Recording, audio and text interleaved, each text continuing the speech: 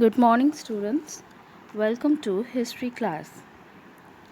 We are reading Indus Valley Civilization, and our lesson for today is point number 8 Religion and Worship, I Class Division in the Indus Valley Society, and J Fall of the Indus Valley Civilization. Religion and Worship. The various articles discovered at different sites in the Harappa and Indus Valley suggest that these people indulged in some sort of image worship. The commonly found figurine is that of a female deity who has generally been identified with the mother goddess. The people of India, in fact, have always held a belief in a female energy as the source of all creation.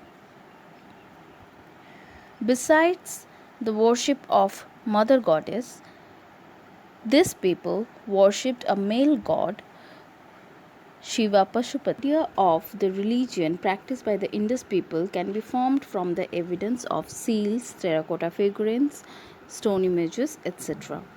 So, the idea of this male god is received from a seal that is discovered in this area, and some other seals show a swastika symbol which was included in later Indian religion, including Hinduism, Buddhism, and Jainism.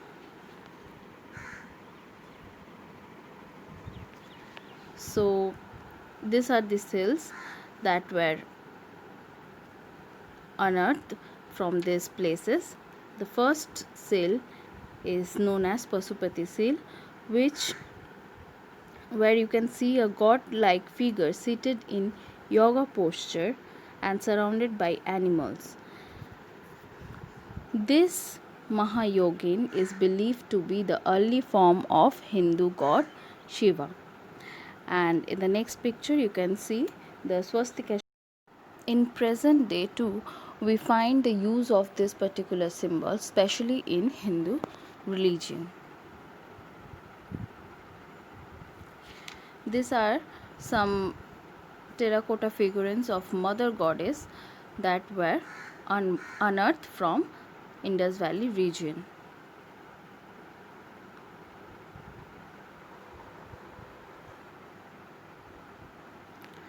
Now, class division in Indus society.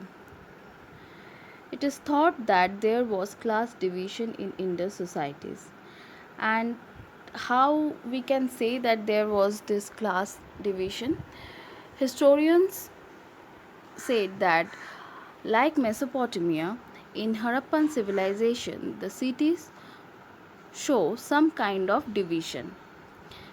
If you remember from the town planning or the town of Harappan civilization or Indus Valley civilization, you will see that there were two parts to this city. One is the citadel, which was occupied by the ruling class members, and in the lower part of that town is the houses of commoners or the common people. So this is one point which shows that there were some differences in class. The higher class people used to stay at the top of this citadel, and the people who were common or the ordinary people, they used to live in the towns which were in the lower part of the city. Another thing that hinted at the presence of class division during that time is the variation in the size of dwelling houses. Some houses had no more than 2 rooms, while the largest were as big as palaces. So it is very obvious that the people of higher class used to live in this palace like house, and the people who were very ordinary people or the poor people of that society, they used to live in this 2 rooms house.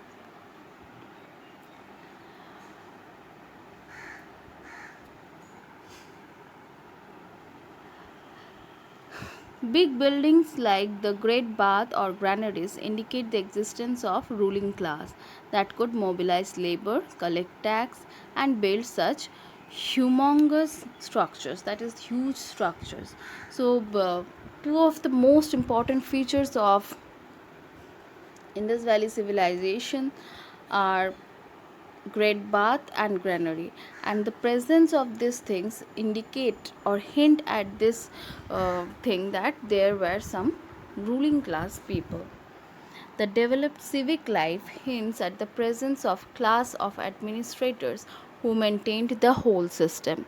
So if we look into this Harappan civilization or Indus Valley civilization very closely, we will find that they were much developed, and the way of living, their way of living and livelihood was also very developed, much like the way we live in present time. Now, all this hint at the presence of class of administrators, that is, the rulers who used to rule that town very efficiently. Another important point is flourishing trade during the period indicates the presence of the group of merchants who specialized in internal and external trade. These factors point to the existence of social hierarchy.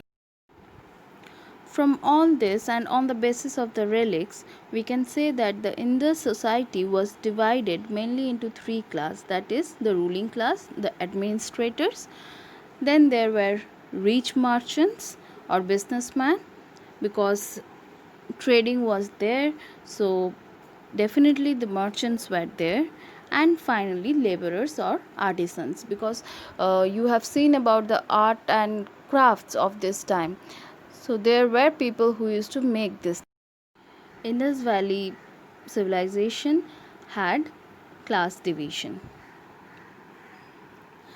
Now after all this, we have to look into the points or the claims why Indus Valley civilization failed. The decline and fall of Indus Valley civilization was completed by 1750 BC. Thus, it may be said that by the time the Aryan came to India in 1500, there was no trace of Indus civilization. Now, the question arises as to why did Indus Valley collapse?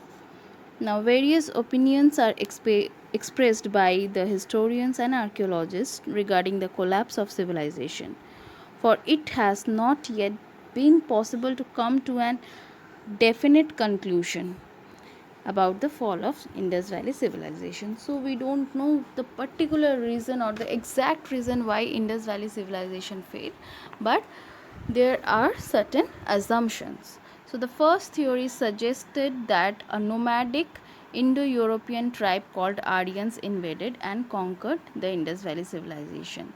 But more recent evidences tends to contradict this claim, because as we just discussed that Aryans came at around 1500, and this civilization became ruined in around 1750, so BC. So we can easily negate this point that Aryan invasion was not the reason of the decline of Indus Valley civilization. So what could be the reason? Many scholars believe that the collapse of Indus Valley civilization was caused by climate change. So climate change can be a reason.